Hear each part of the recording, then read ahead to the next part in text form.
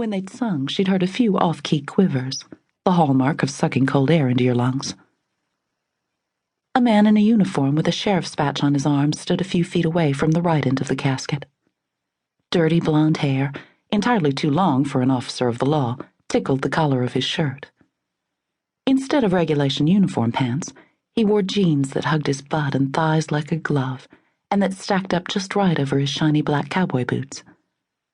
His brown eyes were pools that drew her in when she caught him studying her. It was winter, and yet he had a deep tan that said he spent as much time outside as indoors. And those little crow's feet at the sides of his eyes told her that he had a sense of humor. His dark brows knit together as if something had suddenly worried him. Her fingers itched to touch those creases on his forehead and tell him everything would be all right. Then the creases disappeared, and the sexiest mouth she'd ever seen turned up in a slight smile. She blinked and looked at the casket, but her eyes strayed back to the sheriff. His uniform shirt was starched and ironed and fit across his broad chest. Her eyes dropped lower to his belt buckle, and she almost blushed. "Get a hold of yourself, Abby.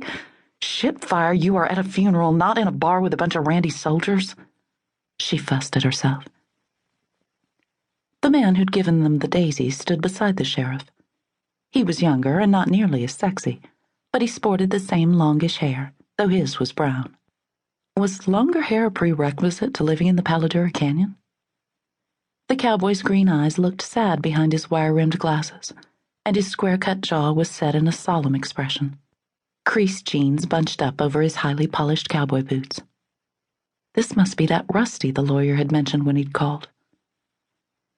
Two men in suits came forward and opened the casket. Abby had attended funerals with an open casket, but never seen it done at the cemetery. Curiosity made her want to look in the casket, to see Ezra, maybe to figure out what it was about him that had drawn her mother to him.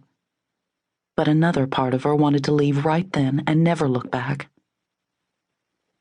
The people filed past, most of them shaking hands with the guy who'd handed out the daisies, the sheriff and the preacher. None of them tarried long before they hurried off to their vehicles to get out of the cold wind. Now it was time for Ezra's daughters to stand up, to go forward, to look at the father they never knew lying in his casket. The lawyer who'd called had said she had two younger sisters, and in fact, they'd all been seated in a way to let her be first to go. So she went, more to get it over with than to exert any authority or seniority.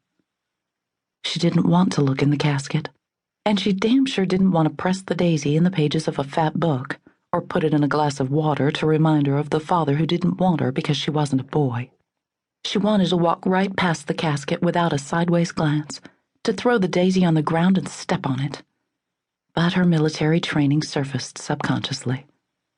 She snapped to attention, hands at her sides, head and back in alignment in front of the casket, proving to Ezra that she was every bit as strong as any son he might have had.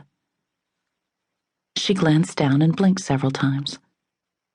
He was just an old man with wispy gray hair and wrinkles. He wore bibbed overalls, a red flannel shirt, and a day's worth of gray stubble. Why had her beautiful mother fallen in love with this man? He should have spent his life kissing her feet because he was lucky she'd even glanced his way. Clamping her jaws tightly, Abby looked up at the guy with the glasses, who nodded as if he knew how she felt. He couldn't begin to understand the mixture of emotions jumbled up inside her gut. She couldn't even get them sorted out. In frustration, she tossed the daisy in the casket, and it landed on Ezra's heart. "I'm Rusty Dawson," the man said softly. "The lawyer probably told you about me. That's my black truck out there. I'll lead the way back to the house."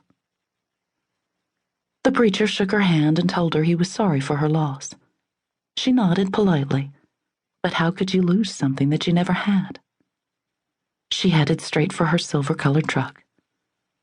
When she was a little girl, she'd pretended that her father was a superhero off fighting wars who couldn't come see her because he was saving the world. As a teenager, she'd pressed her mother for answers, and her mother had told her the truth. From then on, Abby had figured him for a son of a bitch. However, seeing the scrawny old man in the casket